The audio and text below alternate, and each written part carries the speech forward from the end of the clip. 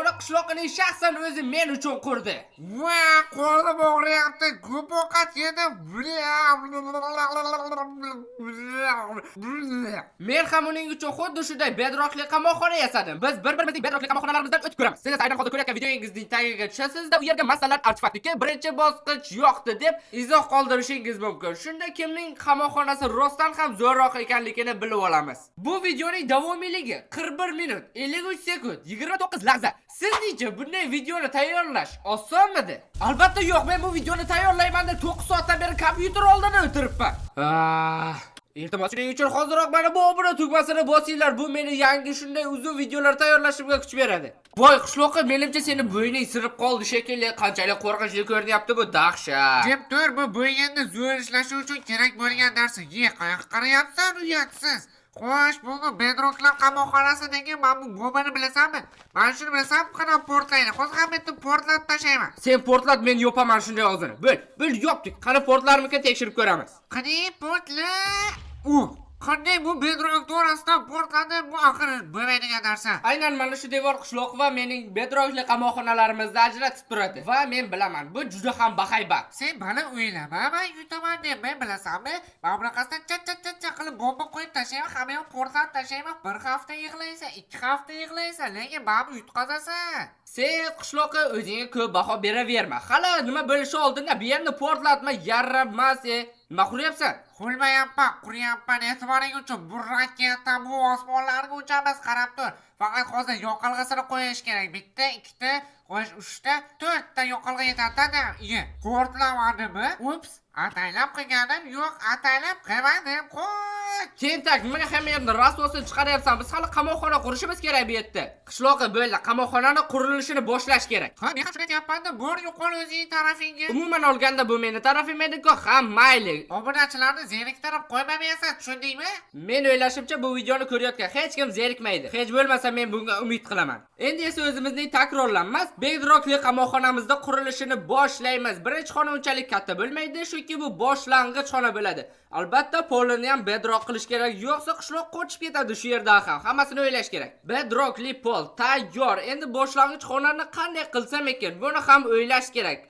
Bu xona oxirida qiladigan xonamga umuman yetolmasa kerak, lekin bu boshlang'ich. Bu yerda boshlang'ich narsalar turish kerak va mana bu yerda sirli yozuv qoldiramiz. Xo'sh, buni manshetga qo'ysak, yo'q. Bu yerdan bilib qolish oson. Yaxshi, buni burchakloqqa qo'yamiz va buni ikkinchi xona uchun ishlatamiz. Qishloqda sal kallasini ham ishlatishga to'g'ri keladi-da, hamma narsaga e'tibor berish kerak bo'ladi. Xonaning asosiy bosh qotirmasini hozir yasaymiz. Mana bundaysiga mana bu yerga basseyn deyiladimi? Shunga o'xshash narsa quramiz. Bu yerga suv qo'yamiz hozir. Faqat chiqish uchun ham joy qilib qo'yamiz. Mana shunday qilib, endi esa ichiga suv to'ldiramiz. 2 qavatni hammasini suv bilan to'ldirib chiqamiz. Buning hammasi kerak bo'ladi. Buning ichiga esa redstone blok qo'yamiz. Buni dinamit bilan portlash kerak. Kim bilsa, dinamit suv tagida bloklarni portlatmaydi.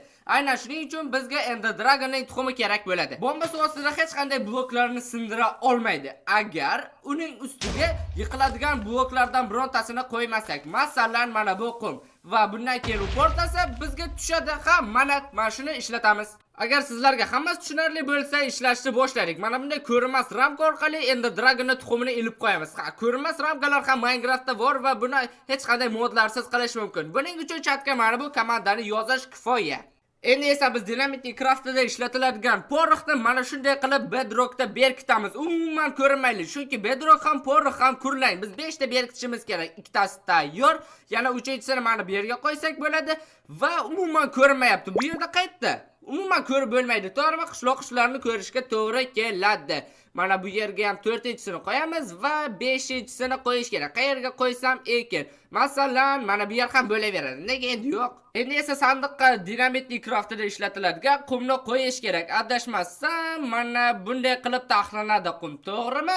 Yo'q, bu yerda 5 ta bo'lib, yo'q, 4 ta bo'lish kerak qumni aynan mana bunday qilib joylash kerak. Tayyor. Qishloqqa shuncha ishdagi redstone blokni olgandan keyin ham ish tugamaydi. Oldin mana bu yerga redstone blokni qo'yib, keyin uni sindirish kerak. Buni esa hammasini u Vyjivaniya survival rejimida qilish kerak va redstone blokni 1 soat sindirish kerak. Bu unga yoqmaydi. 1 hour later. Bir soatlik qiynalishlardan so'ng bemalol mana shu yerdan qochish mumkin. Endi esa ikkinchi xonani qurilishini boshlasak ham bo'ladi. Adashmasam hech narsani yodimdan ko'targanim yo'q. Qishloqqa ozgina qiynalishi maqsadida mana bu yerda sudraladigan yo'l qilamiz. Qishloqqa bu yerdan shunchaki o'tib keta olmaydi. Bu yerdan sudralib o'tishga to'g'ri keladi.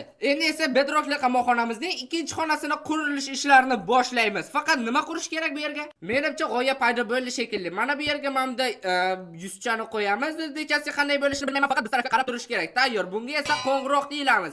Va agar bu qo'ng'iroqni chalsa redstone signal beradimi? Yo'q. Bu yerga biron nima qurish kerak. Buni ko'rish uchun tayyor chiroqni ilamiz. Endi esa yana bir bor urib ko'ramiz. O'xshamadi. Qo'ng'iroqni ilamiz va uni uramiz. Sindirmaymiz, uramiz. Shunda redstone signal beradimi? Qani? Negadir bermayapti.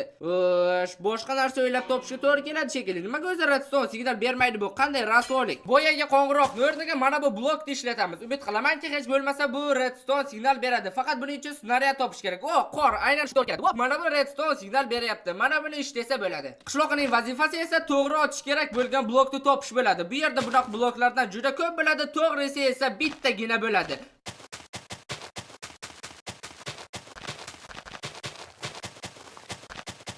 Hammasini ilib bo'ldim shekilli, yetarli. Endi esa bu xona ko'proq sirkka o'xshashi uchun devorlarning rangini almashtiramiz. Masalan, bu yernikini qizil, men ikkinchi xonani boshlang'ich joy, bu yer esa qandaydir sirk bo'ladi. Keyingisini yana o'ylab ko'ramiz. Bu devorning rangini esa ko'k qilamiz. Bu tarafi esa sariq bo'la qolsin. Oxirgisining rangi esa och yashil bo'ladi. Menimcha hammasi tayyor. Endi shunchasini orasidan bittasini tanlaymiz va mana shunga redstone ni o'tkazishni boshlaymiz. Mening g'oyam bo'yicha bunga koptok otilgan zahoti bu yerda yo'l ochilishi kerak. Qishloqni o'tkazib yuboradigan.